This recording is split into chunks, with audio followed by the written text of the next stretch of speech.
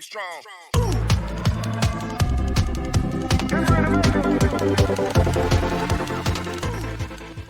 Aileen watched the development through the crystal ball. She didn't expect Sejun's actions to bring so much joy. Her dragon lips couldn't help but curl into a smile, suddenly feeling adorable. The status board showed a notification. The mission was completed. The tower manager was extremely happy that the title of the Great Black Dragon had been elevated. Elka then stamped her footprints on the contract, officially becoming a member on Sejun's farm. She gestured to Theo. "It's in the contract. The traveling merchant cat here will manage you in the future. You will become subordinates of traveling Theo." Suddenly promoted again, Theo joyfully pointed to himself, reminding them all, "You must listen to me very well from now on." He played his role as a superior very well, bringing the pack of wolves to greet Ox 3 and Ox 4. "They are your seniors, so please work with respect, my employees." The wolves bowed in greeting, making Theo very happy. He laughed cheerfully hearing Elka apologize to the Minotaur. Everything was going smoothly, but there was something that kept Sejun thinking. Is the landlord Grid that they mentioned a difficult character in this tower? There will surely be many threats to him in the future. From now on, it's fortunate to have these wolves protect Theo whenever he goes down to lower floors. So Ox 3 and Ox 4 can comfortably plow the fields here. It's really a pair of good news. Sejun was contemplating when Theo approached him saying he was too hungry, Chairman. "Give me some fish and share with these wolves too." Lost in worry about the wolf pack, Sejun forgot about this matter, didn't he? Sejun hesitated to inform the cat, not sure how to put it. Look at its excited face, unsure how it would take bad news. Indeed, the ancient cave echoed with the wailing. It wasn't just crying, it was rolling on the ground, lamenting. "No fish. How could there be no fish?" The president cheated. Sejun frowned, looking at it with an unhappy expression, wondering why it kept crying. "I'm trying everything I can." With a hammer in hand, Sickle looked at the unhappy cat, warning it to be careful, or it might get hit on the head with the hammer. Yet, Theo was still sulking, insisting on quitting if there were no fish. Sejun knew it was just being stubborn, so he didn't pay much attention, reaching down to check the water, asking Ink if the toxicity here had noticeably decreased. "Are you ready, Ink? Let's explore your new hunting ground." Ink, with determination, gripped its hammer tightly, leaping up as soon as Sejun gave the order to begin. Full of confidence, the little one swung the sharp end of the hammer down. Though the hammer appeared to be made of wood, one strike from Ink shattered the rock into pieces, scattering them everywhere. The pile of rocks became a large chunk on the pond, now falling loudly below, revealing a slightly larger passage than Ink. The farmer hunched over, assessing. "Well done, Ink. Now the passage is slightly larger, right? So you'll find it easier to enter and exit." As soon as he finished speaking, Sejun saw Ink ducking down below, presenting its backside to him to explore the cave. This was also the exit for the piranha and river shrimp, hoping there would be no issues while going down. However, Ink quickly resurfaced, taking a deep breath to compensate for the time spent underwater. Sejun was slightly surprised, but still asked, "What do you think?" It covered its eyes with both hands, shaking its head, continuously uttering "Pika," indicating that this trip was quite short, so the information gathered was limited. Sejun pondered for a while, asking if it was pitch dark inside and nothing could be seen. It agreed, making him reconsider his plan. Thought it'd be easy, but it wasn't, as it seemed more dangerous than expected. He lifted his leg onto the shore, looking at Theo playing with the yellow fur bunny cubs with delight. Every time Theo returned from business trips, they immediately clung to him.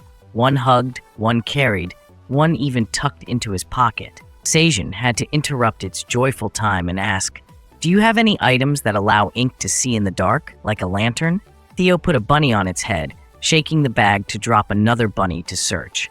It said it didn't have any items like that, but it still had some odds and ends to try. Because there was no night in the tower, Theo had never had to use light-emitting items, so the cat wasn't sure what it was supposed to look for. The items in the bag, when shaken, fell all over the ground. These were the coins it earned from selling tomatoes, and this was what it bought on the way here. There was even a box of canned fish that caught the attention of the yellow fur bunny, and something purple that caught Sejun's eye. That's all the usable stuff in the bag.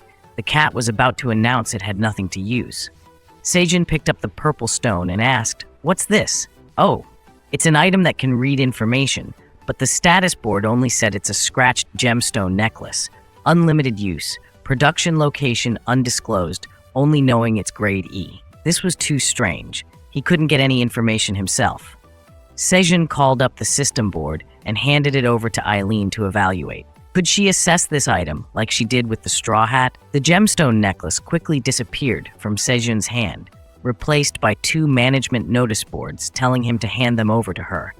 She said it was the best choice in the current situation. Sejun was also glad she agreed to help him understand, because if it had fallen into his hands, he wouldn't have known any better. As a token of gratitude, the farmer offered a bowl of onions full of ripe tomatoes, smelling delicious. It disappeared quickly and was returned with a completion notice board. This was the reward after completing the task, and you requested an evaluation of the light necklace. True to its newly introduced name, the necklace flew back to Sejun's hand in a completely different form. It returned to its original golden color with lots of sparkling lights, looking brand new, with no scratches visible to the naked eye before. Sejun carefully examined it in his hand, pleasantly surprised that the necklace had been evaluated, now looking strange with its very apt name, the Light Necklace. It was originally an amber stone with a light magic enchantment on top, limited use for level 5 and above, and a mana level greater than 3. Manufacturer, Mage Horan of the Blue Tower, grade C, with several notable skills such as level 1 illumination, brightening the surrounding environment when used. The higher the user's level, the stronger the light. Oh my, this is exactly what we need, Sejun exclaimed in amazement. It can brighten the environment when used. Ink also cheered nearby, having found its nap spot with a cozy blanket. The yellow fur bunch gathered around curiously, making the farmer very happy. With this, we can see the surroundings inside the pond hole. Theo pointed at himself, asking Sejun if it was helpful. So can I have more free time now?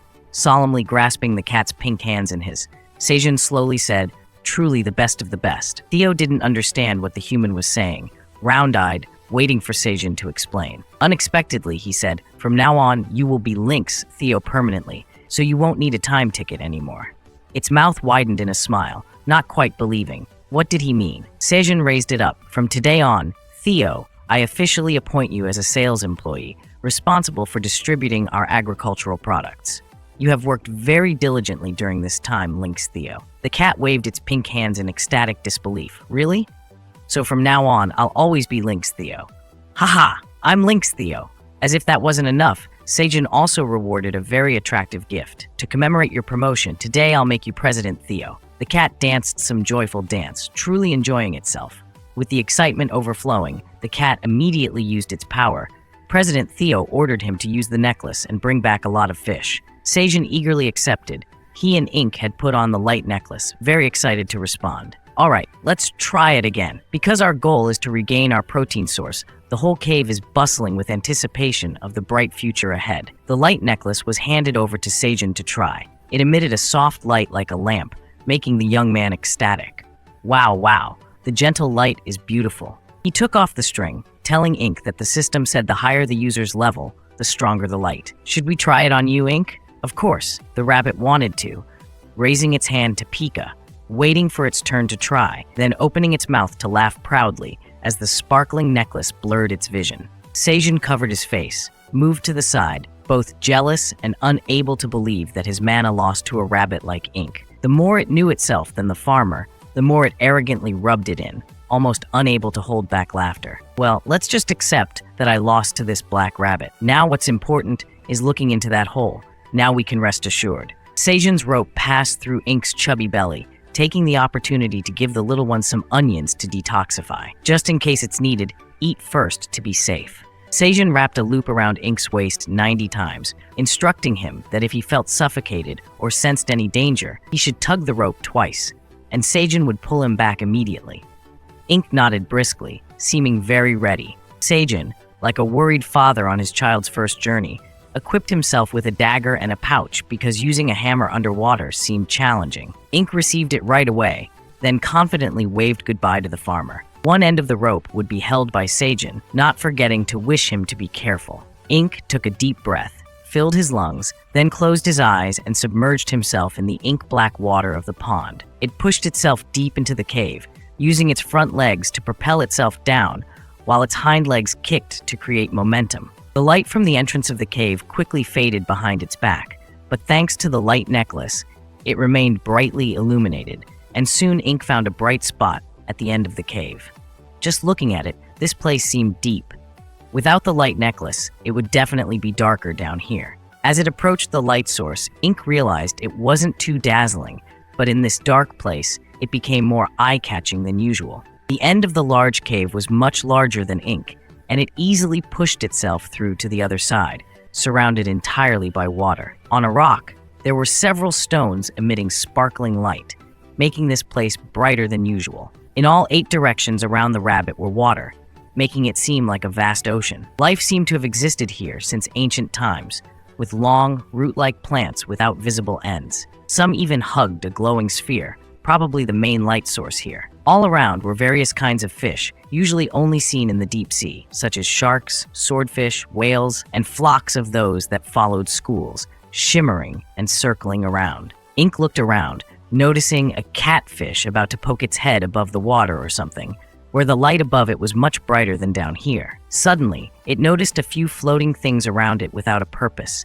and upon closer inspection, it saw that they were dead piranhas. In the distance were some shrimp floating upside down and a strange creature Ink had never seen before. It looked somewhat like a fish, but longer and smoother, much larger, but fortunately it was already dead.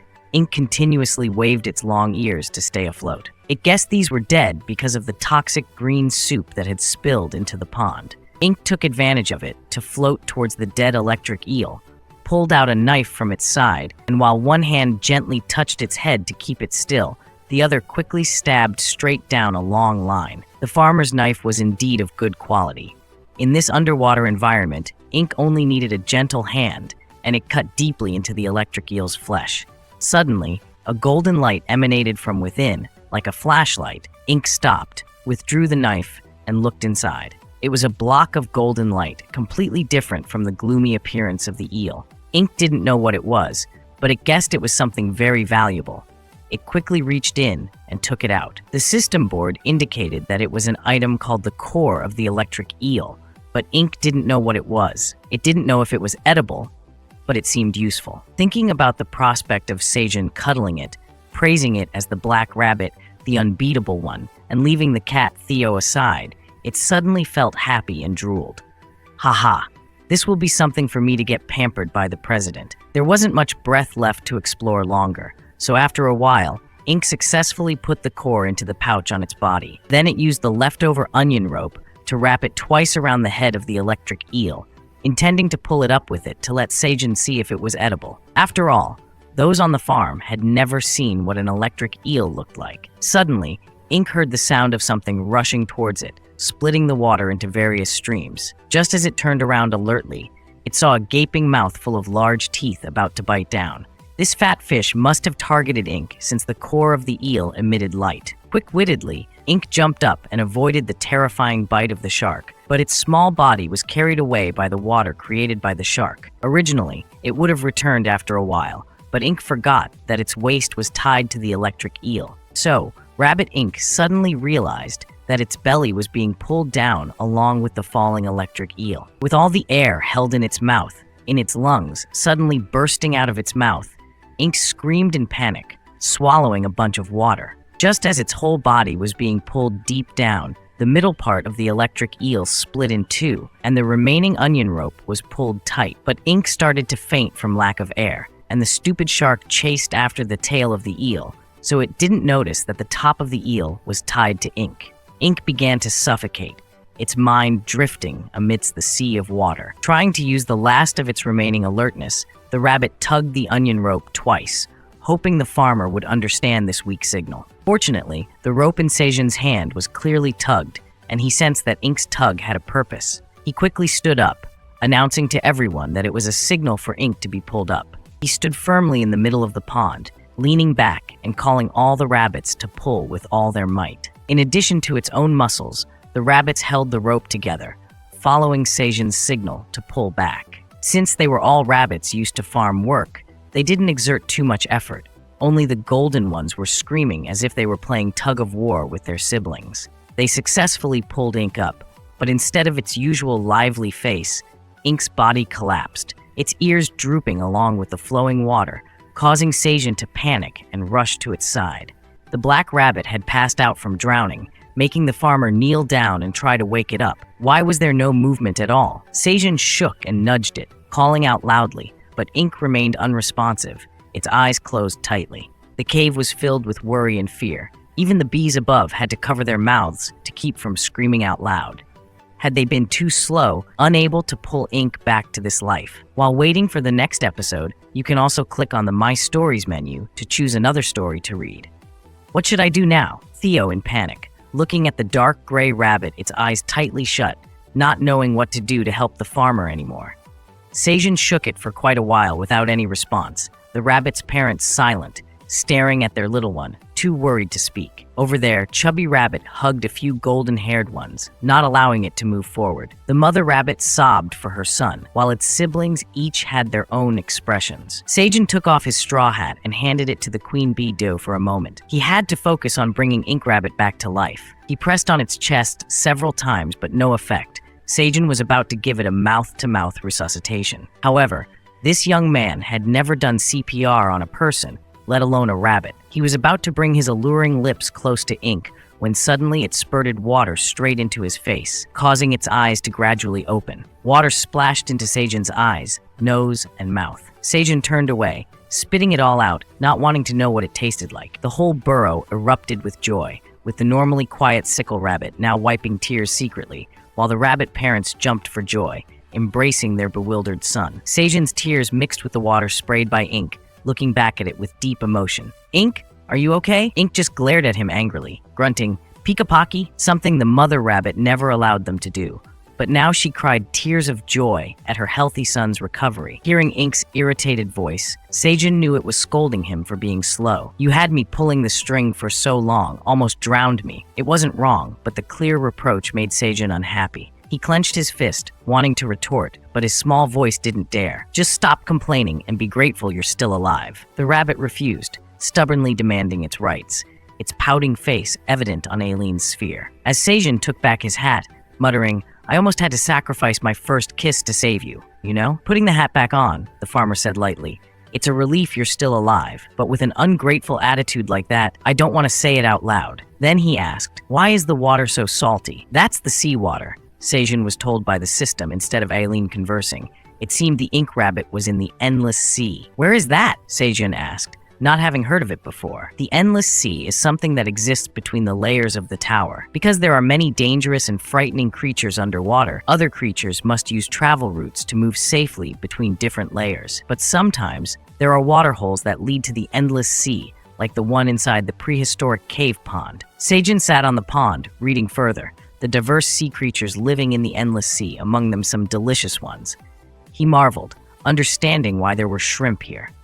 "No wonder. I was wondering why salty creatures appeared in such a freshwater pond." Speaking of which, Sejun smiled and asked Ink, "Are there any fish we can eat in there?" Forgetting his previous argument with the farmer, the rabbit eagerly rummaged through its pocket, saying, "Wait a moment." From the pocket dimension, Ink pulled out a spherical object, greasy-colored, proudly showing it to Sejun. At first, he knew it was the inner nucleus of the giant electric eel, which immediately became his possession. Sejun was amazed to see the inner nucleus of the giant electric eel for the first time. Thanks to the system, he knew it was called the inner nucleus because it had lived for 1,000 years. This grade A item emitted light due to the electrical energy inside it. Once absorbed, it would learn the skills of creating rain and making thunder. This item was only limited to use by people with mana above 10, and only by those who had defeated the electric eel, with Park Sejun's name specifically written below. "So you really found the giant electric eel down there, huh, Ink?" Sejun exclaimed excitedly, seeing the rabbit's ecstatic face. Following along on Sejun's shoulder, he asked, "Is that fish tasty? I've never heard of it, so if it's delicious, I'll like it a lot." Without saying a word, Ink used both hands to pull the remaining end of the cord, something heavy that stretched the cord tight. Ink pulled with all its might, revealing a head resembling a large fish head, pulled out of the hole in the pond, causing waves to splash. The whole burrow looked in awe at what Ink had just pulled out. It looked very much like a fish, with only Sejun gaping in amazement. Wasn't that the head of the electric eel? The rabbit family didn't know if it was a fish or an eel, so they had to let their saliva flow and curiously look at it for a moment. Not only that, The small hole in the pond where the electric eel had been blocked earlier had been cleared, and countless piranhas and shrimp rushed into the pond. Protein shifting locations to cram into the pond lit up Sejun's eyes. It had been so long since he'd seen this place bustling like this. Unbelievably, they were lured here just by a fat, electric eel's head. Sejun excitedly hugged the black rabbit and did some strange dance, continuously cheering. "Our ink is so good! We've got meat now! We've got protein!" Hearing the confirmation of meat from the farmer, the rabbit family was lively right underfoot. The rabbit dad even raised his hand to pet his son, rescuing the burrow from long-term vegetarianism. Everyone prepared to ignite the fire. "Today, we'll have a meaty feast. Eat until our bellies are round and full." Of course, Sejun's call was warmly received by the rabbit family, and the pikas echoed throughout the burrow. Soon, Chef Sejun found a makeshift kitchen with a few sticks hanging a pot of boiling liquid, a vibrant yellow. The fragrant smell wafted through the burrow, tantalizingly filling the space, making mouths water. All the farmers had a temporary break to enjoy and prepare for the feast. Just as Sejun finished asking, he furrowed his brow again, asking if his family was in danger. Sitting across from Sejun, Theo recalled the recent trading trip, retelling all of Kim Dongshik's words and explaining why his family was in danger. He said he would protect his family. Despite hearing this, Sejun remained worried, unable to focus on the lavish feast preparations. Ox 3 and 4 sat beside a pile of large onion leaves. Nearby, 3 wolves tried the hot protein similar to what the rabbits were eating. Behind him, the mother and child red bears hugged and played after eating, paying no attention to Sejun's worries. It's surprising that our blue tomatoes are so famous on Earth, even more than we imagined. Who would have thought that our family would be in danger because of that? Our dad, mom, and said all okay? All right. Next time you go down the tower, ask Dongshik what he did to protect everyone. Remember to get detailed information, just to make President happy. Theo agreed immediately, but Sejun still had many doubts. That Mr. Kim Dongshik from the Phoenix Association, I owe him. I must repay him somehow. Hearing this, Theo quickly suggested, "It seems like Mr. Dongshik really likes blue tomatoes." He stretched out his arms as Theo jumped onto him, realizing it was a good idea. If he likes what Sejun grows, that's great.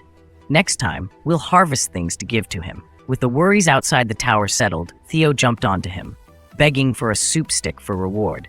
"I've been wanting to eat for so long." All right, the cat completed the mission well, so it couldn't go unrewarded. Sejun reached into his pocket to take out 2 soup sticks for it, but suddenly the eel's internal pearl fell out, catching Theo's attention. That's the pearl the black rabbit gave him. Sejun remembered the past few days of fishing, but forgot about this thing. Remember, it's called an internal pearl. We can acquire skills by absorbing it. Theo brought his nose closer, curious about what skills it gives. It only felt the very fragrant aroma emanating from it. Sejun held the internal pearl up to examine it more closely. It said it gives rain and thunder skills, probably a skill to generate electricity. So the cat asked immediately, "Like static electricity?" It jumped off Sejun, disgusted, hating to look at. "I don't like it. My fur will stand up and be ruined." Sejun, on the other hand, liked it a lot. Just hearing about it felt more powerful than anything wandering around his fields. He explained with a hearty laugh, "After coming into this tower, I've only been learning skills related to farming, but now I get to learn other skills too. Finally, these things sound more like an adventure, right?" Theo, uninterested, didn't think it resembled an adventure at all. He hardly ever leaves the burrow anymore. But what it was curious about was if Sejun could eat it. Meow? If he could get the desired skills, shouldn't he just eat it? Mentioning this only made Sejun feel more dejected. He admitted he couldn't eat it. Hearing Theo curiously ask why, the young man felt even more despondent, confessing it was because he lacked mana to absorb it. All other conditions were met, but his mana, from the beginning until now, has only been 8.5, and the condition for absorption must be above 10. Now he sat here, lips pouting, head throbbing in pain. And then Theo laughed outright, mocking him. "Mr. Sejun has no mana, meow! How weak!" After saying that, it rolled on the ground, laughing uncontrollably, making Sejun furious. He only asked back, "How much mana do you have?" No telling. Theo turned over on all fours, raised its furry rear towards the farmer, teasing him like that. No mana is the truth, but saying it out loud won't help at all. Sejun, annoyed, planned to sneak attack Theo from behind to make it stop laughing at the farm president. Unexpectedly, the glowing necklace around its neck suddenly vibrated as soon as Sejun touched it, emitting a dazzling light. Even Kukuk, being carried by his mom, squinted one eye to see what it was. So, the two turned around, seeing Sejun kneeling on the ground in pain, feeling uncomfortable. Oh my god, just thinking that everyone has more mana than me already makes me feel so devastated. Theo crossed his arms in front of Sejun, showing off his superiority, clearing his throat. Meow, I will protect you from today onwards. Kukuk approached him, pointing at himself with a cheerful tone, making the young man even more miserable. Even you want to make me sad, huh? I can't eat this thing. Even a bear cub can absorb the internal pearl. Why wouldn't the heavens give Sejun just 10 points? Ox 3 and 4 divided the sweet onion leaves pile, happily munching on each leaf with care.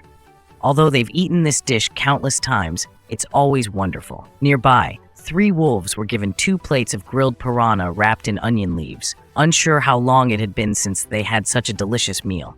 Elka thanked the black rabbit while pushing a cart of fish for them to eat, while the rabbit family was still busy chewing on their food. Finished with the meal, Sejun cheerfully asked how the food was here, whether it suited everyone's taste. He worried that this fish wasn't enough, but it was already too much for the 3 wolves. They bowed on the ground with utmost reverence to greet the great black dragon. Sejun wasn't used to such formality, so he was a bit confused, waving his hand for them to stand up and eat well. Elko solemnly spoke on behalf of the tribal leader, saying, "Great Black Dragon, you have generously shared this precious food with us. It is indeed immeasurable merit." Elka added quietly, "The food is delicious," with a slightly deeper tone that caught Sejun's attention. Why does he look so dejected?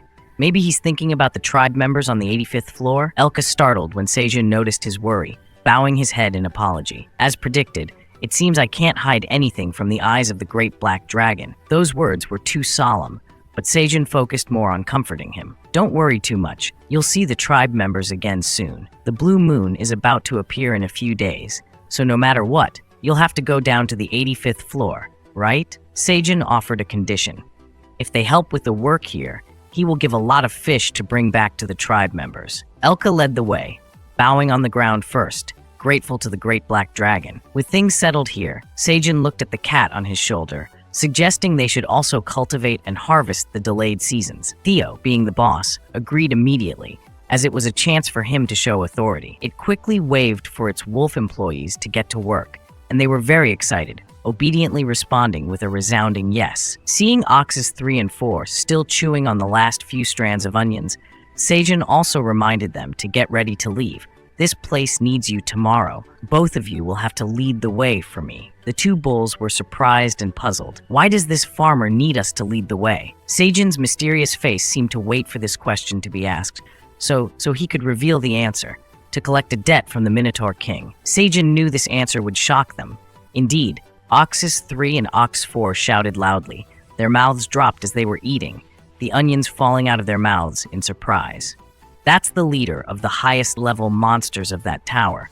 Why would you want to collect a debt from him?" In the glowing transition point between the desolate area full of sand and wind of level 99, today was unusually quiet because all the bulls of the tribe had gathered in one place. Eating and eating the pile of onion leaves was in front of them. The right hand put onions into the mouth, while the left hand already held a strand. They ate with a very serious expression, as if they were always studying something. After a few minutes, they all roared with joy and happiness, even shedding tears. "How long has it been since we enjoyed the taste of fresh grass? We're so happy!" "Delicious!" Other minotaurs cheered along. However, the happiness in their hearts couldn't dispel the darkness in the heart of the Minotaur King. He buried his face in his hands, muttering to himself, "I've messed everything up, right when it was important." Remembering when he went to the border to find Ox 3 and Ox 4, and then saw the red-furred bear and a few others. What made him distraught was that he had become too excited, to the point where he forgot everything after seeing a pile of delicious and nutritious grass to enjoy, stacked right in front of him, and he dove in to eat without being able to do anything else. The Minotaur King abandoned all dignity and risks just to bury his face in the food, in front of others, making him feel utterly collapsed. He should have been stripped of the title of Minotaur Warrior, not to mention the king of this species. The more he thought, the more he felt hopeless, so he had to switch to something more positive. He tightly grasped a strand of grass. At least he had found something, a bunch of grass grown nearby. which was definitely a field. But who planted them with the red-furred bear? The Minotaur King tried to recall the small creatures standing next to the red-furred bear, but couldn't. They seemed blurry and indistinct. Neither their shapes nor species were clear. The Minotaur King had no idea who they were. After searching his memory for a while, he suddenly noticed the playful face of the rabbit father with its distinctly farmer-like hat on its head. The Minotaur King concluded that it must be the white rabbit who planted that field. Chewing on the grass to continue thinking, he didn't know why the red-furred bear was in the same place as the rabbit farmers, but it was interesting, wasn't it? The thought spun with the chewing sound. As a Minotaur warrior, one should not steal from creatures smaller than oneself. The blue moon is coming. The time allowed to leave the transition point will be reset from the beginning. As the protector of level 99's transition point, the total time allowed to leave is only 1 hour. He clenched his fists determinedly. Even if the time is short, I will prepare to return to that place again to pay a price for the grass taken from the white rabbit and the red fur. I cannot overlook the negotiation to get that quality grass. But with the large number of minotaurs in this tribe, I don't know how much to exchange to satisfy this amount of food. So he contemplated, what should I use to repay them? The stone in the glowing transition point sparkled under the sun, as if answering the Minotaur King's question. What do you think? Far away from the transition point, on the onion field, another peaceful day came. The sun shone brightly on the plump onions waiting to be harvested. A swing of the sickle cut down nearly a dozen onion stems at once. The one who acted was surely a master in the onion-cutting world. Each swing was accurate, showing the graceful skill of the sickle rabbit. Nearby, the mother rabbit pulled out a large cutting knife to process them all at once. Although not as fast as the sickle rabbit, she was very methodical, and in a moment, the ground was covered with onion leaves for the yellow-furred rabbits to hug and carry away. They were still too small. Just the onions from 2 stems almost covered their sight. Just looking at them, you can see how diligent they are. The rabbit father in the tomato field carefully watered from the upgraded gold sprinkler. Every day he had to water enough for this patch of plants to rest. Under Sejun's prehistoric cave, since the beginning of the day, everyone had been working tirelessly to get juicy tomatoes, waiting for the harvest time. Sejun reached out to pick a bunch of tomatoes, chatting with the rabbit family. We'll have to go far for a while soon, so let's harvest as much as we can before leaving here. Cart rabbit and sickle rabbit immediately agreed. They were ready to harvest tomatoes to bring back for storage. The queen bee couldn't help with the work in the field, but she enjoyed hovering around watching everyone work. Sejun quickly handed over his straw hat for it to hold, as working hard made him sweat too much. The queen bee naturally took it gently, letting the young man go back to harvesting. As the tomato bunches were about to leave the branches, the system immediately notified that he had successfully harvested 9 magical ripe tomatoes at once. Then a few notifications popped up. The experience points had increased slightly. The professional experience had increased. The D-rank farmer skill of the tower had been increased. And finally, there was a congratulatory notification. He had achieved the C-rank tower farmer skill. Sejun read it in surprise 2 more times, unable to believe it was true. I've been so busy lately that I didn't notice the professional rank was about to be promoted. But it didn't end there. Another notification popped up to let Sejun know that when the professional rank increased, the job characteristics also increased. As someone with unique job characteristics, you are becoming more intimate with nature, and hidden talents are being awakened. Sejun was amazed as he read it over twice. This hidden talent of mine has been awakened. What's that? I've never heard of it before. The first thing that quickly appeared to show him was that his nature-loving talent had awakened. This was a talent closely related to nature. Communicating with animals and plants without speaking the same language became easier and clearer than before. What's all this about, huh? Sejun could read every line, but he didn't quite get it. Making friends with nature, then casually chatting with trees and grass? Huh? Maybe it's easier to communicate with plants and animals? Gotta try it to find out, right? Sejun turned back to look at Papa Rabbit, calling out to him to give it a try. Unlike those chatty Pikachu kids, Papa Rabbit, being of a different generation, usually wasn't great at expressing himself with his paws. Yet here he was, grabbing his hat, skillfully asking Sejun with a bright smile, "Did you call for me, Sejun?" In that moment, the world of this country boy suddenly changed, surprising him so much he fell to the ground, mouth wide open in disbelief. No more Pika-copy sounds now. Sejun clumsily returned to Papa Rabbit, awkwardly pointing at him, asking him again, "Come on, answer me this time?" Papa Rabbit seemed not to have fully processed this strange state of the farmer yet, so he remained puzzled. Suddenly, he heard Sickle Rabbit stepping in, asking, "What's going on, Uncle Sejun? Is everything okay?" "Oh my, Sickle Rabbit can talk." "Wait, no, I heard him." Sejun was bewildered for a minute and 30 seconds before swiftly refocusing. He hugged Sickle Rabbit tightly, rubbing his cheek against the little ones with affection. "Oh, Sickle, tell me again. What did you call me?" "Oh dear, one must behave like a grown man. Not like that." The child squirmed and slapped him lightly on the face to push away the creepy expression a bit, begging, "Oh, please, let me go, Uncle, or I'll slap you." Being able to communicate made Sejun more confident. He put down Sickle Rabbit, suddenly adopting a serious tone, telling him firmly, "You mustn't hit me. Do you want to make a bald spot on my head again or what? Remember not to hit me again." Recalling the old incident made Sickle Rabbit startle, realizing that Sejun could smoothly respond to what it said. Sejun and the rabbits could only exchange a few simple questions and answers before. No wonder both rabbit father and son were bewildered. "Hello, he understands," they exclaimed. "He speaks our language." The inkling of hope made them leap for joy. Rabbit Mother, the most surprised, asked her husband, "My dear, you must be honest with me. Are you sure Sejun didn't pick up anything strange and put it in his mouth?" Suddenly, being asked directly like that made Sejun hesitate. Was she afraid he would overhear? Like suspecting this young man was putting something hallucinogenic in his mouth? Sejun hesitated. "I didn't pick up anything strange to put in my mouth, nor did I eat anything." "Papa Rabbit, you have to believe me, right?" Mama Rabbit jumped when she realized Sejun was answering her directly. "That's the truth. He knows how to speak rabbit language." His beaming face was showered with rabbit love. "Oh, Uncle Sejun knows how to speak. He understands what we're saying. I've wanted to talk to you for a long time." It wasn't just Muck who wanted to talk to Sejun.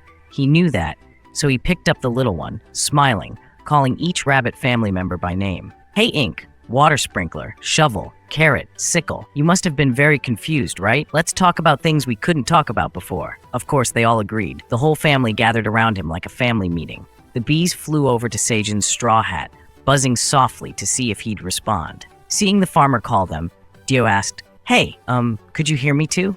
If the worker bees were not used to talking much, they had their own way of communicating, so usually it was just dance or buzz, but now it wanted to see if Sejun understood it. Sejun reached out and gently touched its head, causing the little bee to close its eyes, enjoying the touch. Sejun's gentle demeanor made it slow to respond. He nodded slowly. "Of course, worker bee. I can hear your voice very clearly." No need to say, it was overjoyed. It, like Papa and Mama Rabbit, wasn't good at expressing actions to tell Sejun about. But the fact that the farmer understood the language of bees truly enlightened everything. It threw the straw hat aside, rushed to Sejun, and hugged him tightly, rejoicing, "Mr. Sejun." The worker bees followed the queen's command and swarmed around him like a sweet flower. Each found a spot to snuggle against him, sniffing with pleasure to express their joy. Sejun surrendered to their numbers, lying on the ground laughing softly. "I like you guys too."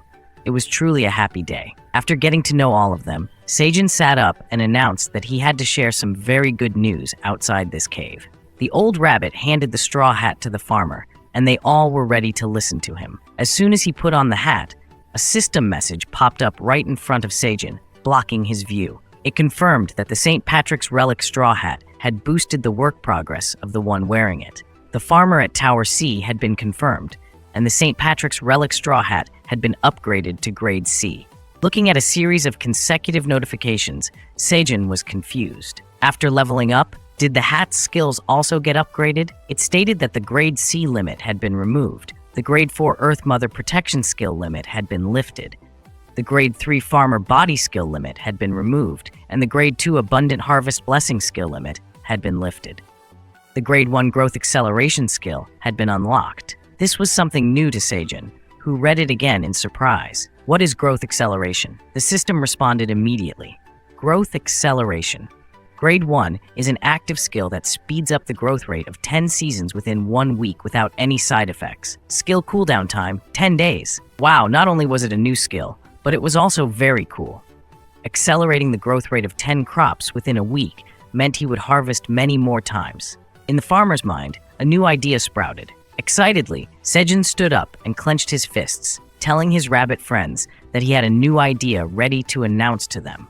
But to do that, Sejun had to lead everyone out of the burrow to the field of swaying leaves basking in the sunlight. The farmer planted a potato with 2 cute young sprout leaves full of hope. Alongside him, many notification boards popped up, indicating that potatoes and pumpkins had been planted. With the influence of level 3 planting, the probability of potatoes and pumpkins taking root had increased. The proficiency of level 3 planting had also increased slightly.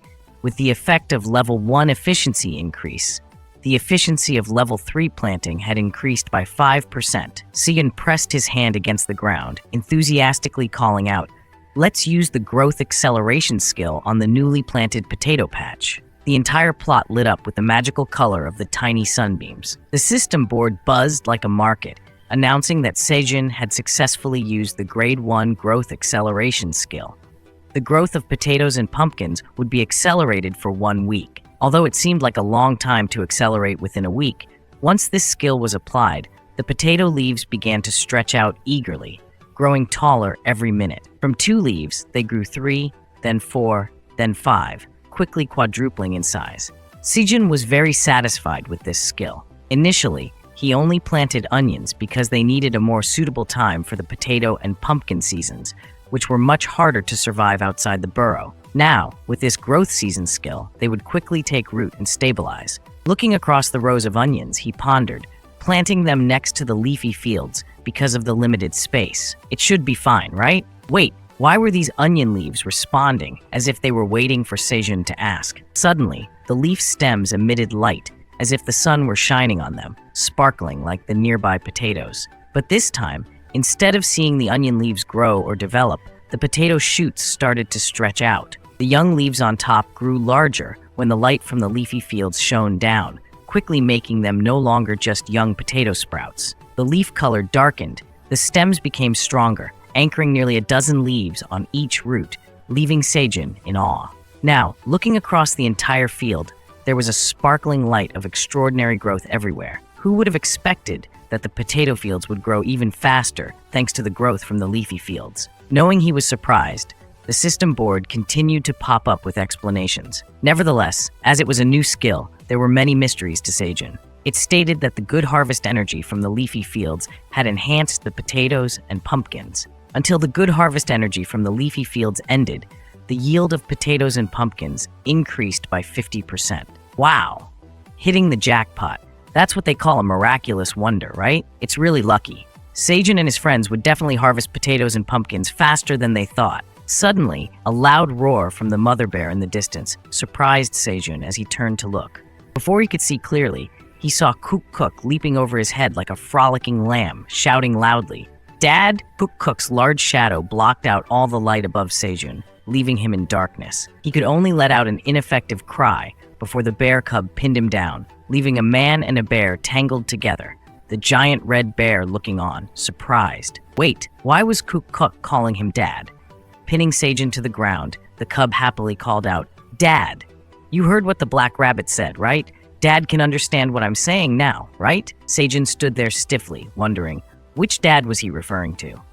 Does he look like he gave birth to a full-bodied red fur child? Cook didn't care about his expression, licking him affectionately, treating him no different than a furry animal. What now, Dad? Finally, Sejun understood who Cook was calling. Initially, he, like me, misunderstood the giant red bear as a dad, not a mom. But who knew the dad the little one was calling was actually him, a 100% purebred human farmer. Now Sejun understood the bear's calls better, turning to see the mother bear looking at her child and the bewildered human. She called him Dad while he had been single for nearly 30 years, never holding a girl's hand. So what about it?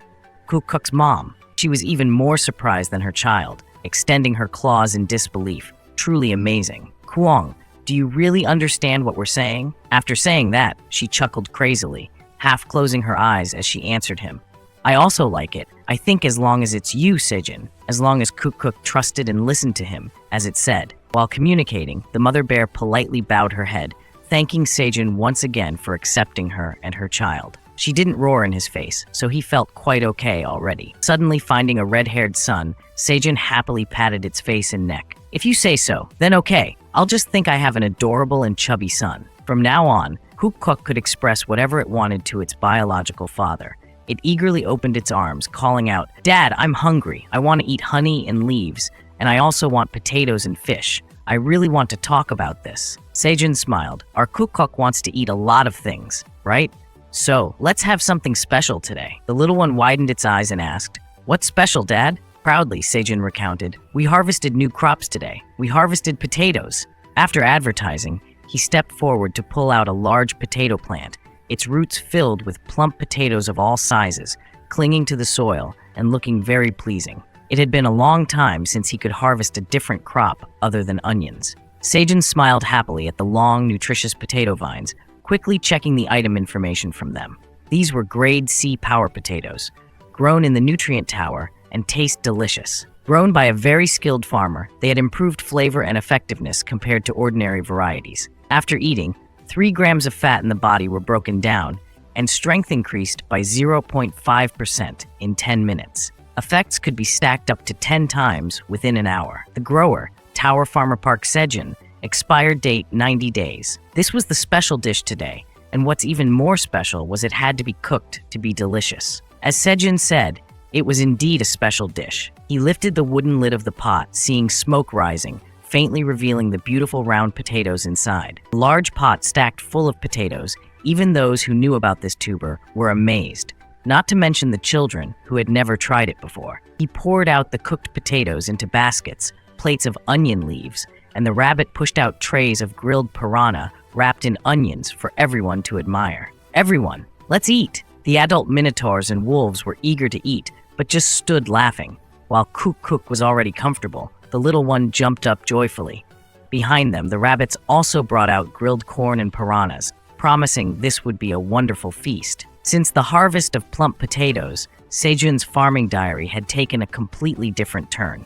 He increased the variety of crops. The swaying onion leaves were growing so well that the farmer felt like only good things were happening from now on. Even Aileen felt the same, enjoying a basket of boiled potatoes alone, while watching everyone through her crystal ball, feeling the joyous atmosphere flooding into her heart. This part should be the end of this story, and Sejun's prehistoric cave would start a new journey from today. Early in the morning, instead of the bustling atmosphere of trying hard in the farm, there was a small circle of minotaurs, a red bear, and 3 wolves gathering as if discussing something. In the middle, Kuk lay on the ground, crying like a newborn baby, tears streaming down its face, making bubbles, its mouth open, crying out in extreme dissatisfaction. The minotaurs looked at it like a strange creature, and the mother bear was panicked, not knowing what to do, looking very confused, which made Kuk cry even more, wanting to go with Dad. Its dad had packed up neatly,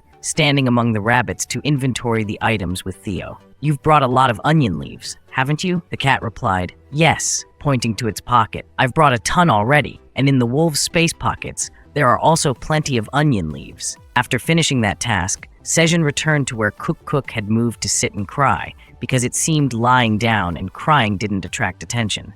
He sternly shook his index finger and called out Kuk's name. "Hey, why do you keep acting like a child? Didn't Dad say we'll go together next time?" The little one tightly sealed its lips but still looked very upset, its eyes sulking and pouting.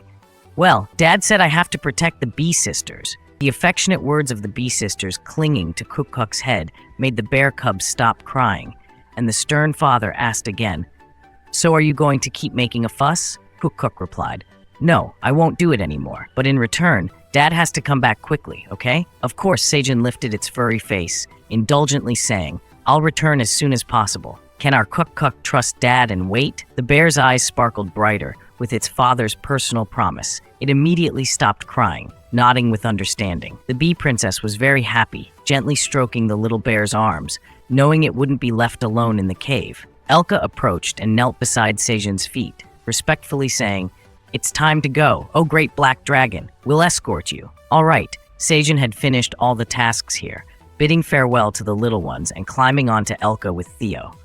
Compared to the wolf tribe leader, Sejun looked quite small. This time, besides the company president and the cat president, there was also a little black-eared creature following.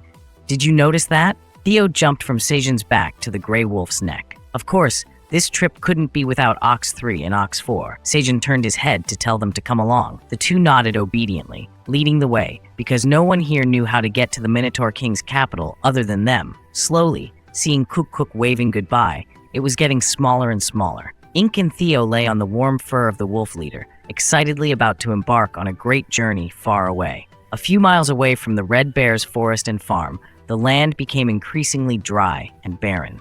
The low mountains were just right, but there were no trees to provide shades, making the wind sound like a roar. In all directions, nothing could be seen except for the sand blowing into one's eyes. Looking back at the path they had taken, Sejun marveled at how fast they had arrived here in the blink of an eye. He wore a straw hat and sat higher than the little ones.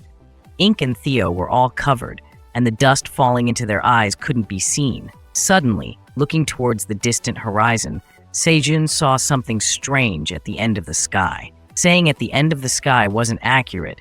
Those dark things piled on top of each other stretched out for a distance. He hesitated, thinking he might be mistaken. That couldn't be a forest, but its color made one feel like it was very dark there. Prominent under the blue sky and white clouds and the flat sandy ground, that place stood out completely, making one feel gloomy. Ox 3 looked at Sejun's direction with a displeased frown, explaining that the land there was where those bastards lived. Seeing Ox 3's rare, ferocious appearance, Sejun was puzzled and asked again, "Which bastards?" Ox 4 stepped in to explain from the beginning for the prehistoric farmer to understand. There were several different territories on the same level, and level 99 was no exception. The territory we're heading to now is the Minotaurs, and where he's currently located is called the Red Bear territory. And that place is called the Lair of the Western Devils. Sejun didn't quite understand why they were called evil creatures. Hearing him ask, as if wanting to know more, Ox 4 turned away so as not to reveal too much disdain. "Yes, that's right, although we've heard they weren't like that from the beginning. But now it's different. It's best if you don't know the details of that place. It's dangerous, so don't wander too close." The warning sounded just like Ox 3's, with a strong scent of prejudice, so Sejun didn't ask again. He just found it strange. Why call them evil creatures? I'll ask about this later. While pondering, suddenly something blackish shot straight into Sejun's face like a fire hose. The force was so strong that it pushed him down, causing him to fall off Elka's back, flying out his straw hat. It seemed quite painful, not just a little. The whole bunch clamored for him, but Sejun couldn't respond. The young man struggled to push himself up, while the others around rushed over to inquire. Ox 3 and Ox 4 seemed the most confused. "Did you do anything about it?" Elka didn't dare to get closer. "Oh my, where on earth is the great black dragon's eyes, nose, and mouth?" Sejun assured everyone he was fine. The substance on his face flowed quickly when he sat up, easy to pick up with his hand. At first glance, it seemed like mud, but was it really? Now that he had a view, Sejun could clearly see in front of him a large mudflat, with dozens of dark minotaurs busily scooping handfuls and stuffing them into their mouths continuously. The sound of them eating, chewing loudly, was louder than the wind howling through the mountains, and they all looked starved to death. It seemed they had reached the Minotaur's territory, but Sejun didn't understand. Were they really eating mud? Because there was nothing else to eat on this dry and barren land. Was that why they were so excited to see grass? Theo, seeing the scene before him, immediately jumped onto the farmer's head, covering it with his straw hat. Ignoring Ink's suggestion to go down, he said he hated getting muddy. His 4 legs couldn't stand it. Elka didn't know what to say. The company president was covered in mud, lying on its back on her, and it felt partly responsible, continuously apologizing to Sejun. Ox 4 stepped forward boldly, loudly rebuking, "Who threw food at others like this?" From among the hurriedly eating minotaurs emerged one with healthy brown skin and stylishly dark yellow hair, striding out with a mocking tone like a racing boy revving loudly. "Oh my, look who's here, Ox 3 and Ox 4, huh? Where have you two been making friends?" He had just started asking when. Ox 3, "You brought toys that look so weak like this for what? Give them to me, I'll play with them." As soon as he arrived, he was punched hard enough to twist his face sideways, and the large figure of that minotaur was punched by Ox 4, driving his head into the ground, his butt sticking up in the air. Then, his hooves slipped on the slippery mud, and he fell on his butt with a loud thud, creating a loud noise that made the others eating look up to see what was happening. Besides Ox 4 using all his strength to punch in silence, she didn't want to have anything more to do with this bastard, so she told everyone to go on. We don't have time anymore. Let's go straight to meet the Minotaur King right now. Ox 3 looked on admiringly, his eyes sparkling when looking at his crush in front of him so powerful. Only Sejun and Theo remained silent behind. Ox 4 was too scary. The chaos in the eating area was quickly reported to the Minotaur King by the subordinates. "Oh, leader, Ox 3 and Ox 4 have returned, but they brought some strangers with them too." Who did the subordinates say were strangers? Just as he was wondering, familiar hoofsteps pounded in front of his throne. Ox 4's decisive voice greeted him and immediately reported, "We have returned with guests from the Red Bear territory." Behind him, Elka lowered all 4 legs silently. After all, she was only a level 38 monster, standing in the lair of a level 99 monster, feeling uncomfortable. With the attention now focused on Elka and the small creatures in front of him more than ever since Ox 4's introduction, they whispered and looked at them with a mixture of surprise, curiosity, and even hostility. But after all, they were from the Red Bear territory. Hearing that they were from the Red Bear territory, the Minotaur King laughed. That's perfect. Just when he was scratching his head, thinking he couldn't leave the checkpoint to go back to the farm, now he didn't need to leave, but still get to meet them. He greeted the tiny beings of the red fur. "Oh, kind and gentle white rabbit farmer." Wait, Minotaur King stared at the approaching creature with great curiosity. "Who are you? You're also white, but you look very strange, and you have a cat on your shoulder." Sejun, upon arriving, stood sideways, showing an unfriendly attitude to the others. The Minotaur King was puzzled. "Isn't it a white rabbit? What kind of species are you?" He had never seen a human before, always wandering around protecting the checkpoint. He thought he knows every living things already. The farmer happily introduced himself. "I am Park Sejun." Theo, on his shoulder, also waved a hand to introduce himself. "And I'm Theo, the traveling cat. Meow." Leaning back in his large chair, the Minotaur King pondered. "Park Sejun, huh? A strange species I've never heard of. Oh well, you must be very tired to have come all this way. A few days ago, I got to taste the wonderful taste of the grass your home grows. It must be difficult for you to survive on this level 99 with your weak strength, am I right?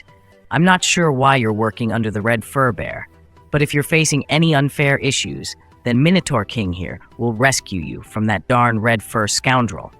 That's my thoughtful consideration for weaker monsters, so you can speak freely now." "Humph," Sejun retorted defiantly, looking straight at the towering figure above. "Minotaur King, I think you've got something mixed up, don't you?" Upon hearing a grunt, the young man slowly raised a finger to explain. "Firstly, I'm not working under the Red Fur Bear.